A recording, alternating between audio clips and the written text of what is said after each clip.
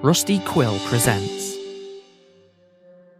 Ain't Slayed Nobody is a produced actual play podcast intended for adults, and may contain material that some people find disturbing. Please see the episode notes for content warnings, and listen with care. Teddy, Walt, Albert, and Cecilia. You all walk along the cold, snow-covered Arkham streets towards the house of Leanne Paddock, in hopes of speaking with her father. The night is chilly, and Teddy leads the way. Do y'all mind? I mean, being a walking city, I think we could just stop by the flower shop and maybe get some carnations or something, because he's going to be grieving if she's not there. Yeah, sure. Is it carnations you give to people who've lost someone? I thought it was lilies. Well, lilies. I thought it was lilies, but I don't know. You're the florist. No, lilies, carnations. I mean, I don't want to pretend I'm the expert. I was born in the flower shop, but chrysanthemum, whatever arrangement you want to make is fine with me, Albert. Why don't you just take the lead and I'll give you my fucking gloves. When you say born in the flower shop, so like on the floor, like other flower shop? No, it was a home birth. Yeah, of course. So my parents owned the flower shop before me, and I was born there. Is that weird? Today it is, Teddy. It is. The midwife came in. Okay. Today it is. But okay. I was born in the flowers. Albert just knows what he read about them. Carnations are perfectly acceptable as a flower for someone who's grieving, Albert. Why wouldn't they be? They're beautiful and they're does this feel like practical. The most important detail to be focusing on right now? To me, it does. Okay. I imagine you're saying this as you're walking towards the Paddock residence. The four of you are like debating on the snow-covered street. Mm-hmm. You know, Teddy's like stopped. Teddy, come on. I'm just trying to keep him busy enough so that we can get to the Paddock residence without having to go to the fucking flower shop. Yeah, Amazing. We walked Great. right by Bloom's. Yeah, Bloom's Blossoms. No. So not to add any more discussion into the confusion right now, but God, I can't shake the feeling that we should be going to that boy's house first. Do you have an address? Was his address on that? Yeah, Teddy, it's on the ID that you showed me. Remember? Yeah. I think that's a good idea. Well, I'll tell you what, let's do it this way. Which one's closer? You all know the city pretty well, and I think you would gather that the Paddock residence, being at Birchcliff Crescent, is a little bit closer than Main Street, especially now that you've already been walking and arguing for 20 minutes about flowers. Is that a real 20 or is that a 5-minute 20 minutes? Okay. But Walt does have a point. I'm speaking to a grieving father about his child. Feels like a riskier play. And what are we going to tell him? His baby got up and walked out? Are we really going to be the ones to deliver that news for him? I say we check on with the boy. Teddy may be onto something. Yeah, all right, maybe we do go by the flower shop. We get a bouquet, maybe a wreath, something like that. We go there and we say that, this is from the people of the hospital who just want to express their condolences. And, Cecilia, maybe you can just say that... Yeah, I don't know. He's not going to know that the hospital doesn't send nurses out to check on grieving relatives. That's true. And that seems like a very smart way to kind of get in the door. I'm just wondering how we then get information, like what was her favorite hiding spot? Where would she have gone? The boyfriend, assuming it's a boyfriend, may know. We get him to share memories. We get him talking. People who are in pain, they want to talk about all sorts of stuff. You give him an opportunity, he'll just talk, and then just every now and then, you know how it is. You just guide the conversation where you want to go. You just give a little nudge here and there. Okay, I think I can do that. I actually have a wreath already made up, and then I can remake it for the customer. Why? It's a carnation wreath. It's beautiful. Just, the darker and lighter hues of carnations. And it's perfect because, symbolizing like the innocence, and it's a child. So I think that the father would really appreciate the gesture. Okay. Yeah. Walt? It's appropriate, Albert. I'm not a big fan of this one, guys. Sorry, I gotta be honest. Walking up to a grieving father whose 15-year-old baby girl killed herself in the bathtub to go, hey, let's talk about childhood memories. I think we should start with the boy that was down in the... We'll do lilies. You're right. We'll do lilies. We'll do lilies. Well, why don't we do this? Why don't you and I go to talk to the boy and his family? Yeah, you're right. I mean, grieving relatives, they have 4 strangers turn up at the doorstep. That's going to be intimidating. Yeah, you and I, let's go talk to the boy's family. That way, you don't have to worry. I wonder if we might, since we split up, one way last time, I wonder if we might change things up a bit. Oh, so Cecilia, you want me and you go see the boy, is what you're saying? Kind of switch it up? Albert, you seem to have such a good plan about how to guide a conversation. I wonder if you might be willing to come with me to Leanne's house, and then maybe Teddy and Walt can go too. Ooh, the look Walt gives you from underneath his hat. And then it's just like, when you make eye contact with Cecilia, it's just like pleading. It's just there's like this like, yeah. Let's just stop off at the flower store first, get the wreath, and then Teddy and... Do you want me to go by myself? It seems like... Oh, no. I'm getting like a vibe. Maybe you don't want to go with me? Oh, no. You know what? Carnations. I love carnations. Can we go look at these carnations in your shop? Yeah. Great. Yes. Right over here. Great. Your brief reprieve to the flower shop is gorgeous. It reveals a lot about Teddy. You see pictures of the family members behind the counter. Teddy shaking hands with none other than Clark Gable. Oh my god. And as Teddy explains the photo, you understand why. Yeah, it's amazing. Clark was in town shooting a movie, and he is like an aficionado for flowers. I did a little private workshop for him, and it was quite an experience. I imagine it was for both of you. You can see this is my specialty. The arrangements are beautiful. Like, you would never expect Teddy to be able to do things that are this stunning. This is like the work. It looks like at least 10 people are doing this, but it feels like he's doing this on his own. Yeah, I spend all my time here. I just, it does get lonely and boring, but it's important work. So, I think we have a good wreath we can bring. And I'll kind of walk you over and say, I'm sorry, Miss Thompson, I'll make another wreath and it'll be even better. And he'll take that carnation wreath off of the display. Pluck the note off of it. Yeah, it's like, to my darling dead daughter. And just like, yeah, it's on an easel. It's on an easel to be displayed at the funeral. But he's gonna grab that under his arm. Aw. Stop making him likable. All of a sudden, out of nowhere. Bridget will never buy it. Never. Yeah, and then the cutest little cat just comes out and wraps its legs around Teddy. And Teddy, this is your best friend in the world. Yeah, everyone, meet Catalepsy. Everybody. It's okay. She's friendly.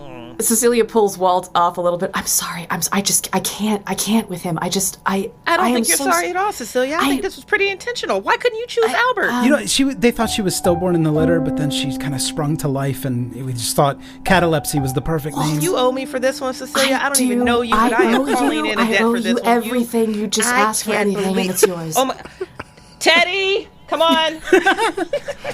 The cat desperately wants to come with you and be the 5th investigator on this. Yeah, I'm allergic to cats. Walt kicks it. Oh, God. He is going to pour some fresh milk for Catalepsy before they leave. It's Alepsy, right? It's the cat Alepsy? The cat Oh, Alepsy would be a... Yeah, no, the whole name's Catalepsy. This is my cat Alepsy. Cool. Yeah, L for short. L for short. So you leave the flower shop. You're now a stone's throw from the Paddock residence. Are you all going to go together, deliver the wreath, or are you still going to split the party? Always a good idea, by the way. Teddy and Walt are going to split the party. We're going to the... Yeah, we'd love to split. Give them the wreath. He is going to, hold on to it awkwardly as you take it away, but then I'll let it go. Oh. Yeah, you take it. It's really well done. It's beautiful. You did a great job. Yeah, I did. I wrote down some instructions for care. I know you won't have it very long, but take these with you, too. Oh, yep. Okay. Yeah. I mean, Teddy, this is a beautiful wreath. I can't wait to die so I can have a wreath like this on my coffin. Just like this. Yeah, we'll all look forward to that. Come on, Teddy. Let's go. Yeah, Teddy and Walt, you head off into the snowy night towards the Horton apartment, or at least the address that you have. As Cecilia and Albert, you continue heading up the street to the Paddock residence. Cecilia, Albert, the house of Arthur Paddock sits in line with a series of other townhomes in the northern strip of Arkham. The simple brown brick facade faces the street as you walk up in the now glistening moonlight reflecting on the white snow. The street is eerily quiet, as if it's been waiting for your arrival. Maybe we both say that we work for the hospital. We were moved by what we saw, the plight of the family, of the Paddock family, and that we had a collection in the hospital and took it upon ourselves to get this wreath and bring it round and express our condolences. You reckon that's going to work? I think that's wonderful. You are remarkably good at lying. Look, I'm a salesman. Oh, okay. That tracks and comforts me a bit. Yes, I think that makes a lot of sense. All right, I can lead us off if that's okay? Yeah. The house is lit up as you approach the stone steps to the front door of this sort of row of brown stone townhomes. Seems like somebody is still awake. Okay, so Cecilia will walk up to the door, give one last look to Albert for like are you ready? He's like drinking the alcohol in his Coke. Okay. You want a mint? I'm okay. I'm fine, thank you though. And then once Albert looks ready, she will knock on the door or ring the bell, whatever situation there is. Yeah, perfect. You do both at the same time. Yeah, just like spamming the doorbell and pounding on it. Bing, bing, bing, bing, bing. Yeah, you knock on the door. You hear it reverberate inside the house. And after a few moments, the door opens. Standing before you is a tall, well-built man of intimidating stature. He has a thick white mustache, but his eyes are deep and tired and wet with tears. He looks you up and down, Albert, and then looks towards you, Cecilia, and immediately his sort of furrowed brow softens, seeing the attire that you wear under your winter coat. How can I help you? Mr. Paddock? Yes. My name is Cecilia. I work at the hospital. This is my coworker, Albert. We just wanted to express our condolences for your loss. Took up a collection and got you this. And she holds up the wreath. Yeah, and his hands sort of stay by his side for a moment. There's this sort of awkward pause as he studies your face, trying to hold something back, and then you see his eyes begin welling with tears as he reaches forward and takes the wreath from you tenderly, softly. He says, Thank you.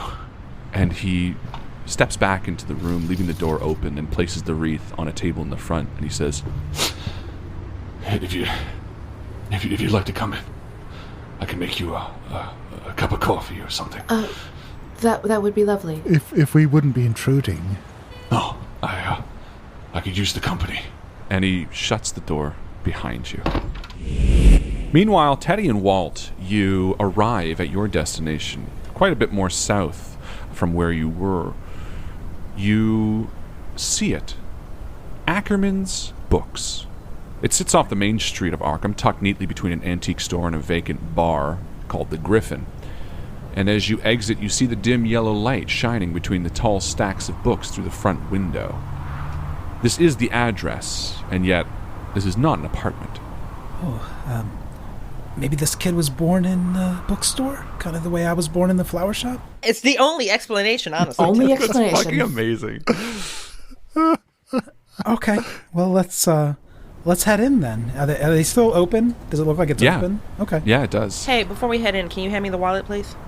Can I ask you something just in confidence? He'll stop, and he's going to give you the most patient look he can, because he knows the bullshit is inbound. Do you get any sense that Cecilia and Albert don't like me? Are you picking up anything like that? Because I had a weird vibe back in the shop. No, that's fair. That's fair. He's going to cross his arms over his chest. Teddy, I don't know you really well. We don't know each other very well. Right. So I need to ask you a reverse question before I proceed forward with answering yours, if that's okay. Sure. Are you a person that wants the honest truth, or do you want me to make you feel good in this moment? No judgment.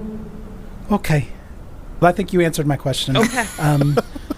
But maybe we paired off the right way, so it's, silver lining to everything, I guess. Oh, yeah, there's definitely a silver lining to everything. Are you going to be able to roll all of that emotion back enough for us to go forward here? Or do you need a moment? Oh, yeah, that's... Or... No, the tears are from the cold. It's fine. No. Okay. Your nose is red, and I didn't... Okay.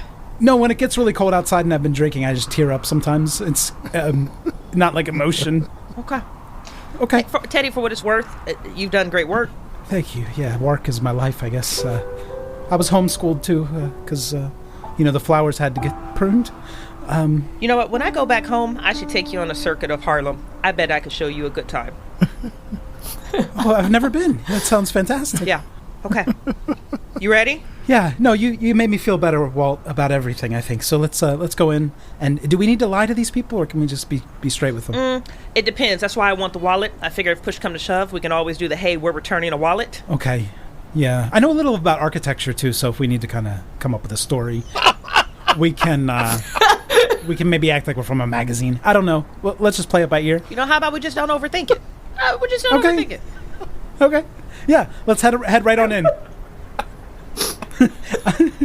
The wind whistles loudly as you pull your coats up to your chins, sheltering as much wind as you can, as a peppering of snow continues to dust the walkway before the store. You do notice just before entering that around the left side of the building is a set of iron steps leading to the second story. You enter the shop and are greeted by the familiar and comfortable scent of paper-bound books. Between large shelves, you see a small desk in the back and a single yellow lamp illuminating the vacant chair behind the desk. A bell that sits says, "Ring for service." Should we ring the bell? Okay. Yeah. That's good. Good idea. That's great. Yeah, and after a few moments, you see sort of a meek-looking figure peek out from the back. He's wearing thick-rimmed glasses. He's got sort of a light brown hair. He's wearing a pea coat, almost like a three-piece suit. And he sort of says, "Yes, how can I help you?" And he sort of walks out and bumbles up towards you. In fact, he's kind of holding a book, his finger pressed between the pages as if he was just reading and keeping his place. Hey, good evening. We are so sorry to bother you unannounced. We were given this address for an Eddie Horton. Is he here? Oh, Eddie. He rents the room up above. He helps out here every once in a while. He's quite a nice little boy. Yes, Eddie's not working at the moment, but he does live upstairs. If you'd like to speak with him, I suppose he might be home. Well, I appreciate that. Is that access through here or outside? Oh, no. He would be outside. There's a set of steps that lead up around the left side of the building. And, Thank you for your time. We appreciate it. Of course. Cheers. And he turns around and heads to the back. I wonder if Miss Pennington shops here. Yeah, you head back out into the blistering cold, again, the snow falling slowly, and you begin to ascend the iron steps beside Ackerman's books. You sense the wind begin to die along the side of this house, causing the cold to sit stagnant and bitterly cold on your jackets. And as you slowly ascend the steps to the apartment, you begin to see the door at the top. Testing it is unlocked, and you're greeted to a dark and short hallway. It looks like at the end, maybe a janitor's closet, and then along the right wall, there is a single apartment room, the door to which is ajar. Can we do like a knock and peek on the door that's ajar? Yeah. You head in, shutting the door to the cold, frigid air behind you in this dark hallway, and you knock on the door, and as you do, it sort of swings open slightly. Immediately you're greeted by a large, dark shadow strewn across a dark blue wall, and the smell of wet blood fills your nostrils. Before you is the body of a young man laying splayed against a messy couch, a shadeless lamp clutched in his hand. This is a torn and disfigured body. Cecilia and Albert, you are sitting on the couch in the front hall of the Paddock residence, sipping a medium cup of coffee. And, it was in the bath. I couldn't imagine just seeing her there. It was like it wasn't real. I tried to pull her body at first out, but she was just so lifeless. I think Cecilia is at his side, like petting his hand a little bit, kind of, giving a little bit of human touch. Mr. Paddock, I am so, so sorry. It's impossibly hard to lose a child, but to see her like that, I can't even imagine. It was the important thing at a time like this is not to dwell on the horrors that you've seen and thinking of Leanne there and her last minutes as you found her there. Instead, think of her as she was when she was alive. Think of her as the daughter you remember, the things you cherish about her. Hold on to those. That's what's important. What are your happiest memories of Leanne? Tell us about who she was in life.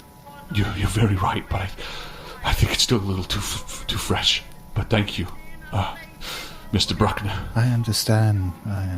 Anyway, I don't want to waste your night. I'm sorry this was I just haven't had much time to really let it sink in. Not a waste at all, no. Mr. Paddock, this might be a bit forward. If we could be of help, I'm not sure, with her room at all, it would be our pleasure to organize some of her things or take them out of here if you're having trouble doing that. Give me a persuasion roll with a bonus die. Yeah, happy to. It is an extreme success. Nice. I rolled a 7. Hotness. Hells yeah. Yes. No, it's great. Yeah, he like snaps towards you, Cecilia, and he's like, That would be immensely helpful, actually, please. I can't bear to go up there right now, but I just know, all of this, I just keep thinking about what happened to her and the baby and Eddie and all of this shit that came down upon her. She didn't deserve that. It's his damn fault, I'm sorry. The baby? Well, yes, I'm sorry, was that not... Oh, well, she had been with child recently, and, she was far too young, so we gave it away to an orphanage, and she was... I know. She was distraught. I'm sorry, I thought that's what you knew. I thought you knew that. No, but you did the right thing.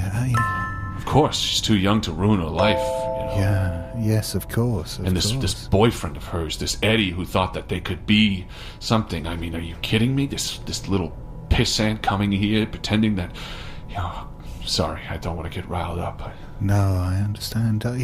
Have you, with everything that's happened, do you think that perhaps you might want to visit the baby? You might want to... I know it was a difficult time for you, and... You see sort of this stoic nature wash over him as he sort of sits upright, and he says, No. That's over and done with. Taking this child away from her, which was the right move, cost me my daughter. I couldn't bear the idea of taking it back now, after all this is done. Don't get me wrong, Mr. Paddock. I'm not talking about you taking the baby back. I'm talking about, we're here to help you in any way you can, and I understand that you, because of everything that's happened, you can't go and see the child. You can't make sure the child is all right because, yes, like you say, all the pain that's tied up with that. But that's the good thing about us being here. We're here to help you. We can do the things you can't, and we can go and check that last bit of Leanne that's in the world, that last spark of her that's there, is flourishing. yeah, give me a... Fast talk. Yeah, why don't you give me a fast talk Can roll? I help with this? Sure, yeah. There are a lot of women who have lost children that I see in the hospital, and life in an orphanage can be rough on a child. I would be happy to try to connect the child with a loving home, someplace that will take good care of it. Yeah. Why don't you give me a roll, Albert? I'm going to say it'll still be a hard success because you can tell kind of every time you're like, hey, life in an orphanage can be hard. It's just like kind of wounding him because he was the one that was like, send it to an orphanage and then his daughter died. So it's kind of like one of those things where you're like, oh, this will help, but it's actually kind of not hurting, but it's not making him feel better.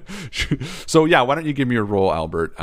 We'll still balance it out and make it a... Ooh, that is not a success. Yeah, I don't think he's like, he stands up and he's not offended. He's just like, Let me think about that for a second, okay? I just need a moment. and he sort of excuses himself to a study off the main room. He opens the door and he's just like, Her bedroom is upstairs. Help yourself. and he enters the study and shuts it behind him. Well, let's take what wins we can get, I suppose. I just wonder if there's going to be any paperwork around here that might relate to... Which orphanage? Yeah, maybe just some correspondence, something like that. I mean, if Leanne's going to go anywhere, if she's going to be looking for her baby... Maybe she would have kept something in her room that would have the name of the orphanage, or correspondence with them. I'll tell you what, why don't I go up to her room and take a look up there, and perhaps you just... Maybe, you say that you're waiting down here because you saw Mr. Paddock was upset and you just want to make sure he's all right. But while you're waiting for him to come out, I mean, just maybe take a look for any correspondence or anything like that from the orphanage, just so we know which one it is. All right, I can do that. Yeah, Albert, you creep upstairs to see the small hallway of this townhome. It branches off to the left and right. Right is a small wash closet, and 2 bedrooms sit off to the right as Cecilia sort of linger around and rifle through some pieces of paper quietly. Why don't you give me a roll, Cecilia, for a spot hidden? And Albert, as you continue moving up through this hallway, you see sort of a small room that has a number of boxes sort of outside of it. And you just see an open one on the top with nursery items, all boxed up, pillows and small toys. And you stand on the brink of what you would imagine to be Leanne's bedroom. Cecilia, did you succeed? Yeah, I rolled a 25, which is a hard success. Nice. Hells yeah. Yeah, you leaf through a number of pieces of mail, and you do see some correspondence to something called the Longdale House. That feels like something you might name an orphanage. It really does for some reason. When he said it, I was like, that feels orphanagey. Yeah, that's my bread and butter. Making things feel like they're things when they aren't things. Amazing. Albert, Leanne's bedroom is a sad sight. It depicts a girl too young for the weight that was thrust upon her. Her room is still very much that of a young child, but there are signs of suffering from a severe tragedy. You enter and feel this overwhelming weight of sadness for her. Sitting on her bed, immediately catching your eye, you see a teddy bear with a note pinned on it that just says, "To my darling Eli." Walt and Teddy, this sight is before you. The blood is almost at the tips of your shoes as it's sort of leached across the carpet to this small apartment. The two of you are standing there looking at this horrific sight. Why don't you both give me a sanity roll? Oh, yes. Gladly. I rolled a 90. Take 1d6 sanity. I like it. Or something on the D20. Yeah. I like that. A 1, of course. Nice. Walt got a hard success for whatever that's worth. Walt, seeing this sight doesn't turn your stomach. Why? What happened in Walt's past that doesn't make you as nervous for what you're about to see? I mean, deals go bad sometimes, right? Corrective measures have to be taken sometimes. right? I mean, business is tough. Are you saying this out loud? No, this is me talking to the Keeper. Saying it out loud while looking Teddy straight in the eye. You know, Teddy, death is a part of life. And, you know, if you work in the industries that I work in, seeing a dead body mauled to death on the floor, like, that's a soft Tuesday in Harlem. What are we talking about? Walt, as you see this, you're taken back to a moment in your life. What does Walt recall? This is when Walt was first introduced to quote-unquote the game. That's probably when he was running numbers around 6 or 7. That's probably when he first got introduced into this society, into this world. And someone was cheating the tickets. And his boss at the time thought it was important enough for him to see at a young age what happened to people who stole from the block. This body isn't in a condition as much dissimilar to what that crew did to Jerry. At least Walt didn't have to sit through this one and watch it actively happen. He's just walking onto it after the fact. And you see, Walt, as you kind of recall this, you see Teddy, you know, bracing himself in the doorway, you know. Jesus Christ. Holy shit. Holy shit. Walt's going to pull the handle of that door, not all the way shut because he's afraid it'll lock, but he will just pull it where that smell isn't wafting out as strong and where Teddy doesn't have line of sight. We gotta call the cops. I think the first thing we need to do is make sure you're okay. Holy shit. I mean, okay, no, but I'm not gonna pass out or anything. Do you want to step back on the balcony? Let some of that cold air hit you in the face? Do you want me to step back out onto the balcony? No, Teddy, what I want you to do right now is be operating at your highest level of functionality, and I don't think you can do that with the shaking and the shivering right now. Okay, maybe I'll step into the room and go to the far corner for a minute and just kind of take some deep breaths. Yeah, Teddy, you enter, your feet squishing on the wet, blood-soaked carpet, and you walk over to the corner, dragging mud and evidence over with you as you sort of stand in the corner, breathing heavily, nervously. I'm gonna imagine my perfect day. Just give me 5 minutes. I'll be okay. Walt, this scene is splayed out before you. What do you do? Walt doesn't want to be in the room with this body longer than he needs to be, and he doesn't know how long Teddy is going to be able to keep his kibbles down or that apple pie that he had earlier this evening. So they didn't have apple. It was rhubarb. That's not my perfect day. He says through closed eyes. Yeah, the perfect day involves apple pie with ice cream a la mode. This is let's get in and let's get out. He has no shame on turning on the lights right now. Cool. The additional illumination is going to help, and this is a residential apartment. So let's turn on the lights and let's see what we can see and then get the hell out of here as quickly as possible. Yeah, you flick on the lights and you see, again, much more illuminated now, the body of a young boy, 15, 16 years old perhaps. It looks like it's been torn at its abdomen. A large chunk has been sort of shredded out of it. And it does seem like perhaps there was a chunk taken out of its neck, but it looks almost like a bite. And as you sort of scan around the room, why don't you give me a spot hidden? I'd be so unhappy to do that for you. Regular success. Because of what you discovered at the morgue, you're looking for certain things. Immediately your eyes fall upon an older wound, not by much, a few hours perhaps, on his arm. A scratch not dissimilar to the heavy one that's torn out of his stomach, but one that would most likely, if done with enough force, cause that blood spray pattern that you saw on the wall. In your mind, placing Eddie at the morgue.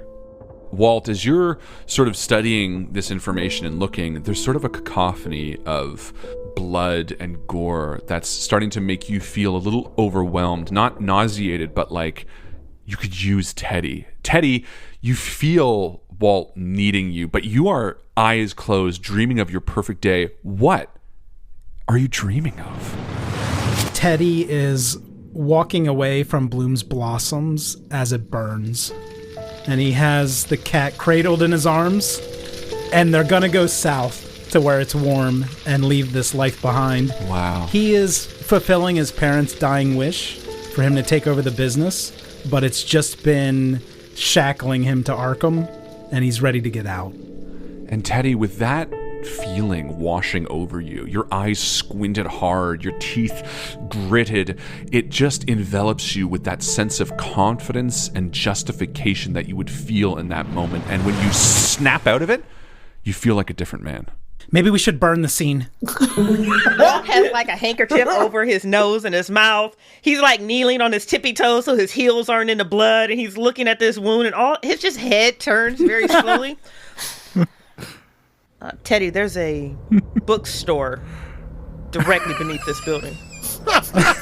Right.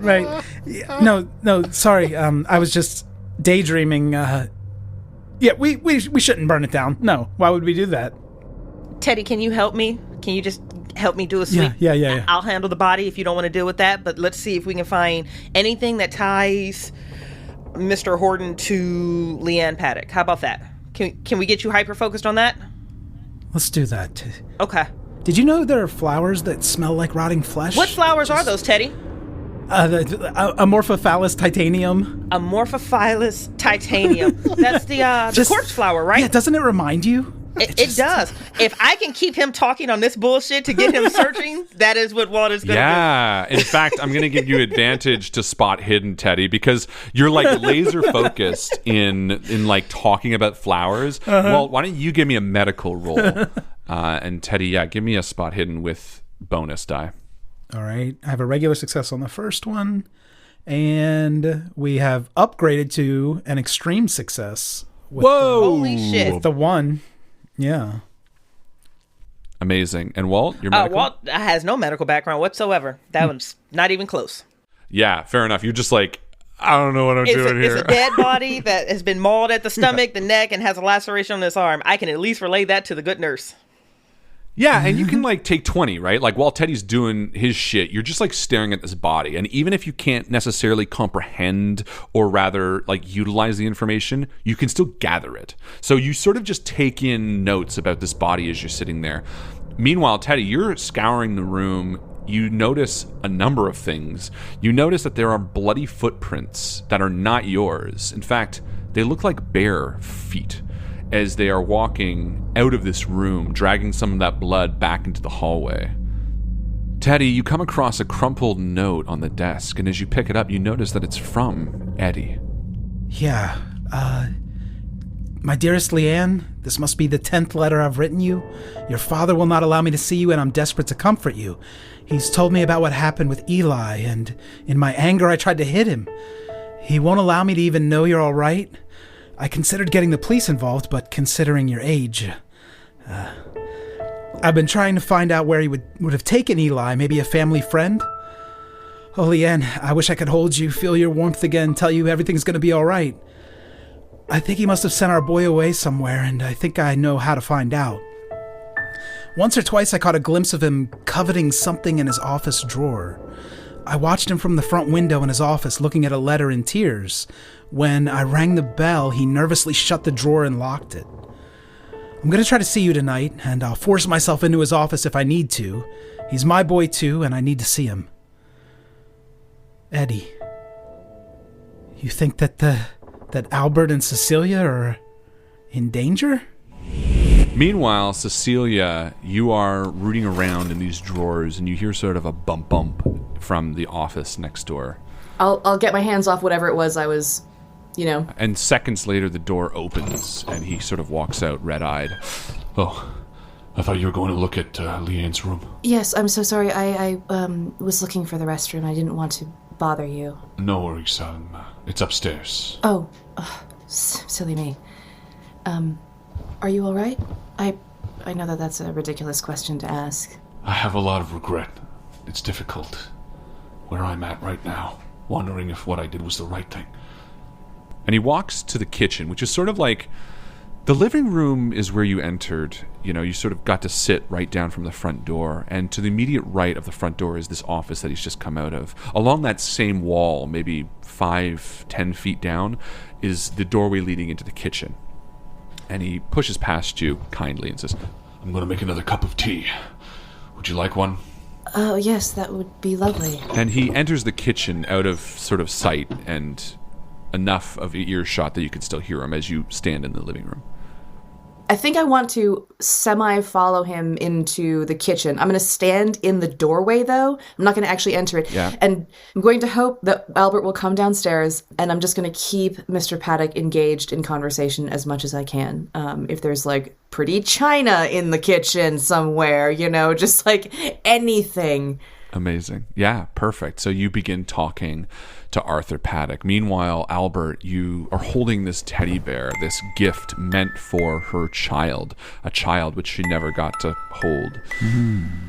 And this room fills you with an overwhelming sadness as you sort of feel like you're almost intruding on this young girl's life. Albert doesn't want to spend any longer in this room than he has to, but this teddy bear could be useful. If the girl's out there somewhere and she's in a troubled state of mind, if she's looking for her son, maybe this teddy bear will remind her of something. If it's small enough, Albert's going to try to tuck it into his coat. Yeah, you tuck it in next to the pen and the rock that you took and the alcohol and all the things you took in this guy's house. Pockets all the way down both sides of the inside. His bag of holding. You just like shuffle out. Yeah. No, yeah, you tuck it in easily to your coat, and again, you're standing in this young girl's room. I just want to get out of here. Yeah, Albert, you turn around and you head out of the room, heading back down the stairs to hear Cecilia talking almost uncomfortably loud to the father in the kitchen. When I become aware of him behind me, I'm kind of leaning up against the door so that one of my arms is like a little bit hidden, and I'm going to make like a stop motion to him and then start pointing at the office door. Yeah. Kind of like hidden or like obscured by the wall. I'll see whether I can sneak my way around to the office. Yeah, I don't think it's too tough. I think through Cecilia's clever coordination of like, hey, stop, wait, move now, she sort of orchestrates you to pass by the door as the father's back is towards you.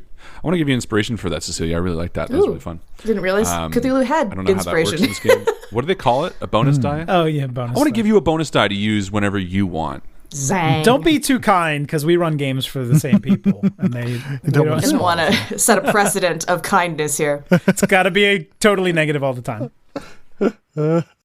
Albert, you enter into the study, and you're sort of at a loss, I guess. Yeah, particularly seeing as this isn't really Albert's forte. He's good at getting into places. He's not really that good at searching them when he's in. But I guess I'll take a look around and see whether there's anything of interest.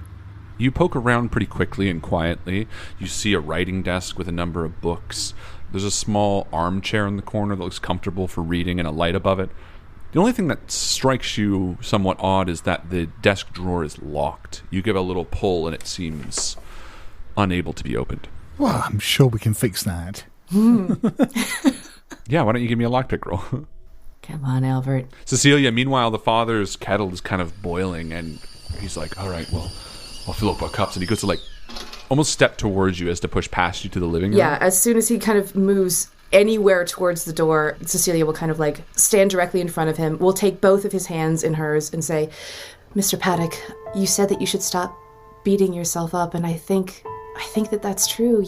You obviously loved your daughter very, very much, and everything that you've done was to protect her. The world can be very cruel, and it's completely understandable what you've done. Mm-hmm. I think that's brilliant. I don't even think you need to roll. I think like he totally buys it. He's just like, his eyes well with tears again. He's like, yeah. Albert, what did you get? I got a 64 over 60, but I am happy to spend 4 points of luck to turn that into a success. Brilliant.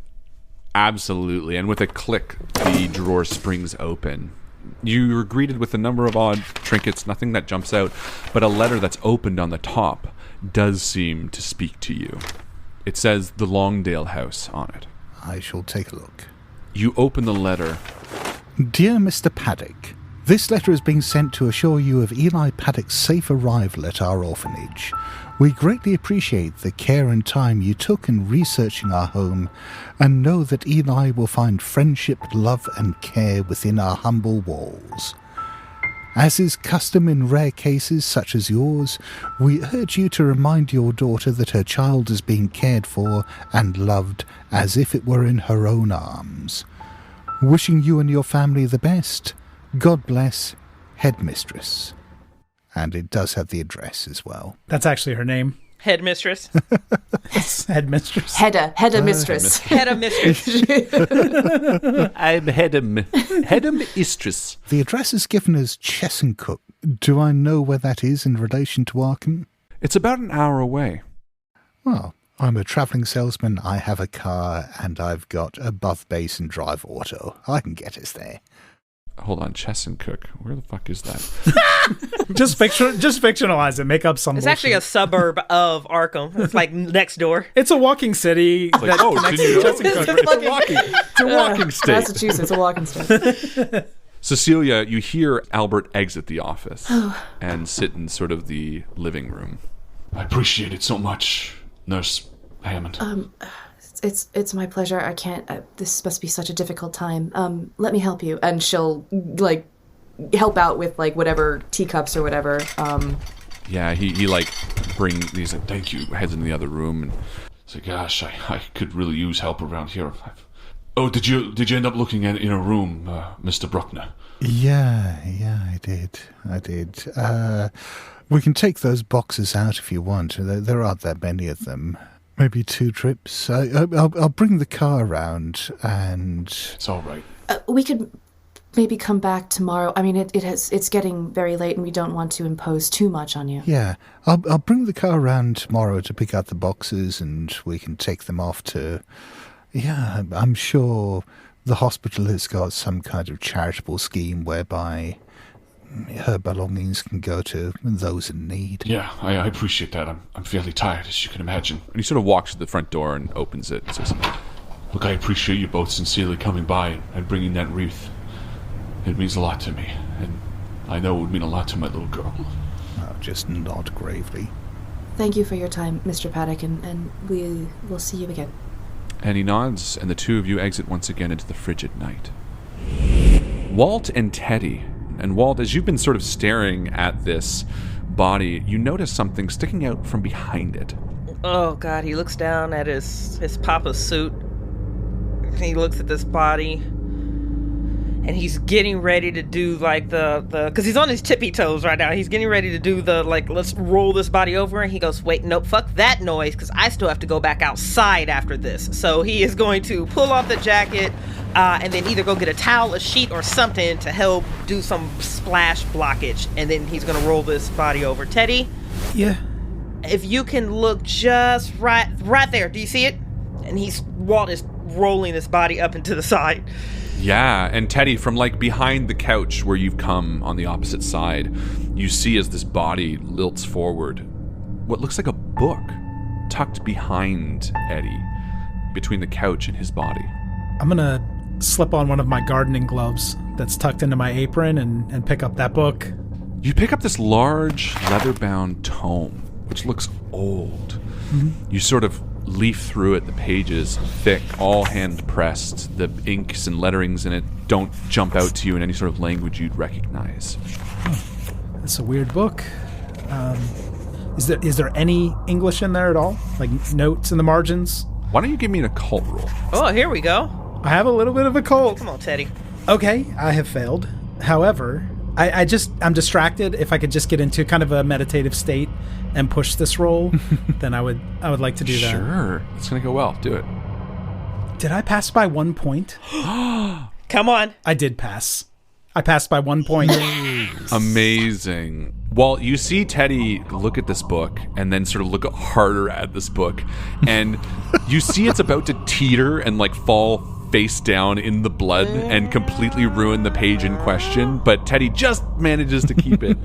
And you fall upon a dog-eared page, one that seemingly, out of all the others, have been abused. Mm-hmm. It seems like it has a symbol on it, and the symbol is one that you immediately recognize. It was drawn in chalk on the morgue floor. Okay. Beyond that, the language on it still seems illegible to you. Walt. Yeah. Come take a look at this. The symbol in this book matches what we saw in the morgue. This is something, a cult ritual. This is weird. This might be too weird. Why don't you give me a sanity roll, Teddy? I failed with a 77. Give me a D8 sanity. Wow, I was like... Playing fast and loose with these sanity rolls. It was almost a 7, but it is a 5. Up, here we go. Ooh. So I did pass my intelligence check with a 22. Which is bad. Yes. Yeah. Yes. I don't care about charts. Teddy, pick something that's fucking cool and just do it. He realizes that there's something bigger than them going on here, and he's, for some reason, there's like this kind of seed that's been planted in his brain that they need to get rid of this body.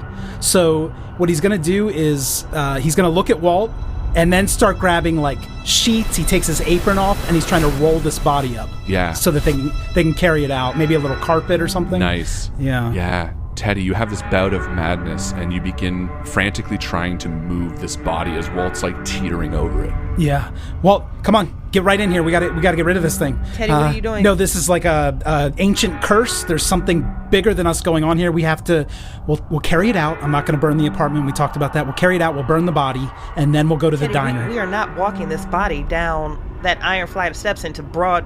We're on a public street, Teddy. A broad what? Street light? Yes, of course we are. Let's do this. Come on. Okay, so recognizing that Teddy is no longer present, at least a Teddy that he has grown to love and hate, I think Walt is going to take a step back and he's just going to quickly get through this, a moment of, okay, so Teddy is losing it, and I can't afford to have Teddy lose it. I need to get Teddy back somehow.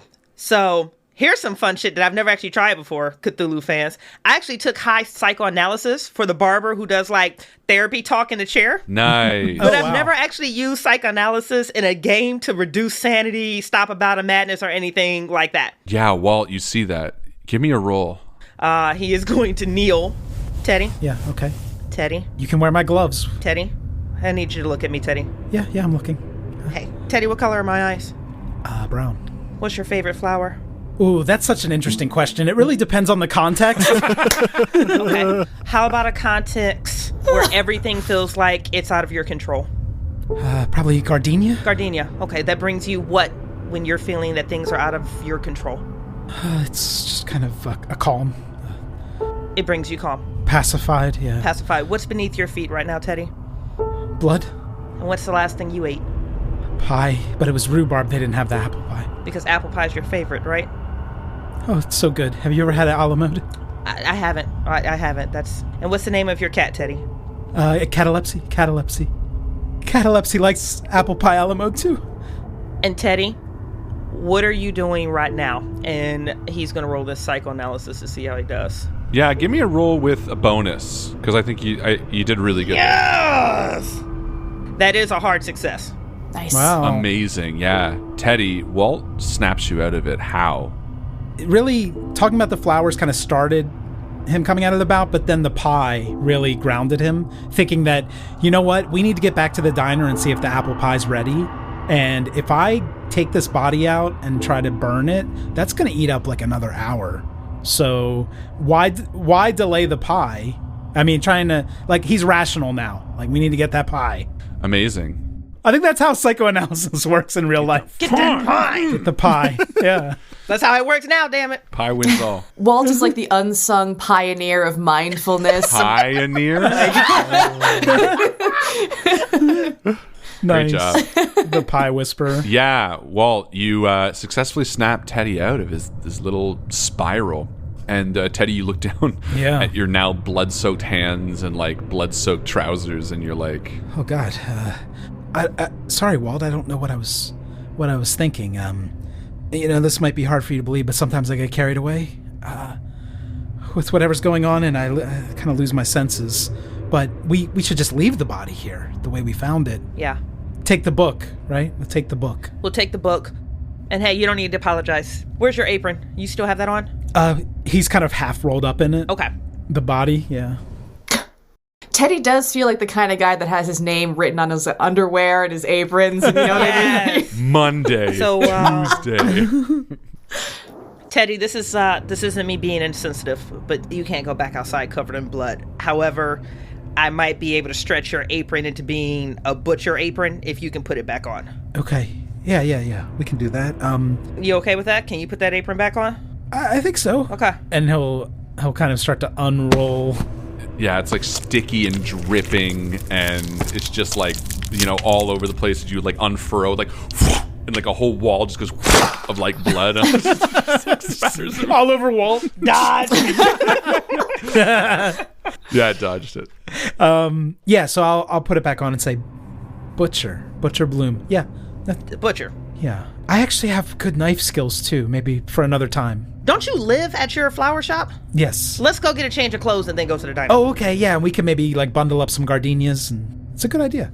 Walt and Teddy, you exit Eddie Horton's apartment and descend the iron steps to the cold night and leave the bookstore behind you.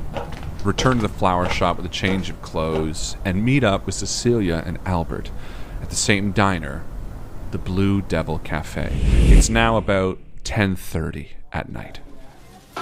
Well, the reason I had to tell Catalepsy about the blood is because Catalepsy doesn't ever see me covered in blood, so I just wanted to explain the situation. I know it's a cat, but it's kind of like Catalepsy's my child. I mean, it's just us in the flower shop all day, Walt. Sorry if that freaked you out. No, it's totally fine, Teddy. And everything is fine. And the look he is giving Cecilia when he breaks in that door is just like... Yeah, Cecilia and Albert, you hear this nattering as you are sitting in the booth, and you hear Teddy walk up, just bumbling to himself, and the two approach the booth, and the four of you are reunited once again. Teddy, weren't you wearing a different suit? I was in my work clothes, and now I'm not. You know that Eddie Horton we checked up on? Well, he's dead. Ah. His body was pretty mutilated, and I slipped and we, my clothes were all messy, so we went home and changed. But we found a book under the body that, he just puts it on the table. Yeah, with a heavy thump, this book sort of lands between the four of you. And he'll open it to the dog-eared page to see if they make the connection on their own. From what we can tell, this was maybe the boyfriend. It sounds like they had a baby. Eli, maybe is the Okay, you guys are nodding like you know this information too? Okay.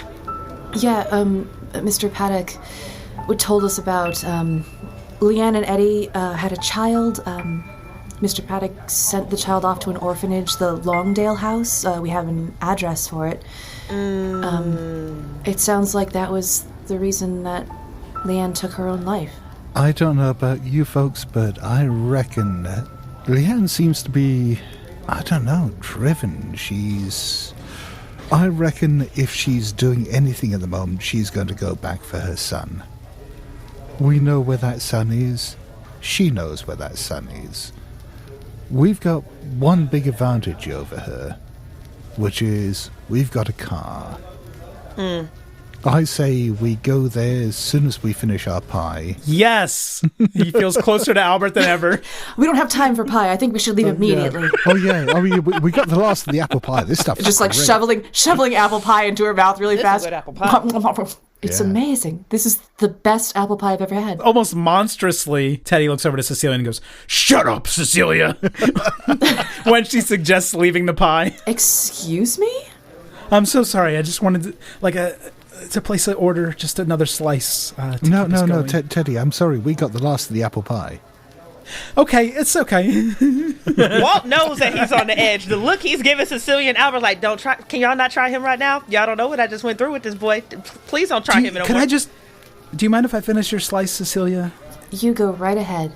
There's still a little ice cream on there as well. They told me they didn't have any earlier. Oh. Oops. Teddy, as you're eating the last bit of ice cream from Cecilia's plate, your recent bout of madness has sort of made you look at the book with a different sort of eye. You glance at the text and spin it so that it's facing you once again. Why don't you give me a Cthulhu Mythos roll? Come on, Teddy. Do that. Scott's going to try to make me push this roll. We're all going to make you push this roll. Yeah. Obviously. Push it. So this is what I'm going to do. I'm going to spend the luck to get there. So I rolled a 40. I'm going to spend 35 luck. Whoa! 35 points of luck. Worth it. Nice. Can't wait to make you roll luck. Spender. Yeah, just do some group luck rolls. I'm going to be at 15 luck now, but it's worth it. I want to know something about what's going on here. Amazing. Yeah, Teddy, you study these pages with a bizarre feeling that washes over you, almost a whispering in your ear. It seems to rotate around your head, start off as a low growl, and a shiver runs up your spine as these words, seemingly unable to be understood at first, begin to sort of make sense to you. Small as they will, the pages speak about resurrection. The idea of bringing those who have passed back to life. But there are caveats. At the bottom of the page, there are a number of descriptors that refer to other pages in the book that you're not entirely sure what they mean exactly. You flip to those reflective pages and titles are meaningless to you. They have bizarre words that, despite your now kind of vaguely understanding, nothing seems to jump out. Although one of them, a vastress, sort of ruminates on your tongue, feels comfortable to the word. And before you realize it, everyone is sort of staring at you, waiting for you to finish talking. Yeah, I think I got a little pie on the page, too, as I really got into it. Yeah, you did. Yeah, right on like the most important part, too. Yeah. Resurrection How to pie. stop the... He didn't realize he was saying any of that aloud, so he's just kind of taking in their reaction as he slowly brings the fork to his mouth. I don't care what that goddamn book says. We can't be dealing with someone bringing back the dead here. I know a lot of weird shit has happened, right? All the stuff in the morgue and that dead body, the dead boy and stuff like that. But we're not seriously talking about someone bringing back the dead, right? I mean, this is... The boy goes around there, he's got these ideas from this stupid book, and he finds Leanne there. Leanne's not as dead as everyone makes out. Maybe she's lost a bit of blood. People think she's dead. She's angry. He takes her home. Then she's confused by all the blood loss, and maybe she gets angry. She kills him. Yeah, you can't just draw something in chalk and light some candles and someone who's dead gets up again. That just doesn't make sense, right? The symbol matches. I mean... But we're going to the same place no matter what we believe, right? We need to go to this orphanage. We're going to the same place no matter what we believe. So, Albert, Cecilia, we didn't get into a whole lot of details about the scene with the boy, but it wasn't just that we found his body. He was mauled. Something tore out his throat. Something tore out his entire abdomen. I will add that I failed a sanity check after I understood the Cthulhu mythos of the tome. Take 3 sanity. I love that it sounded like 4 before we 3. Oh, it's not a roll? Take 1d4 sanity. Okay, that's not too bad. Plus 3. It's so good. It's just a 1, so I am still hanging in there. Yeah, you're great. You're As great. far The as pie 1/5. helped. The pie It's regains like it's like Popeye's spinach. He's ready to go now. Pop pie. With that, the 4 of you finish your coffees, pay your bill, and head off into Albert's car to drive north to the Longdale house. Who paid for the pie? They actually bring out a whole pie in a box to the car that I had ordered on the way out. Yeah, it's just like carry it. Teddy's paying. Fucking awesome. You are listening to Ain't Slayed Nobody. For ad-free episodes, heaps of bonus content, and special programming, please join our Patreon posse at patreon.com/ain'tslayed. Or subscribe to Ain't Slayed Nobody Plus at Apple Podcasts. See the show notes for full credits, and help us grow by posting friendly reviews and spreading the word to your friends and followers. Thank you, and good luck out there.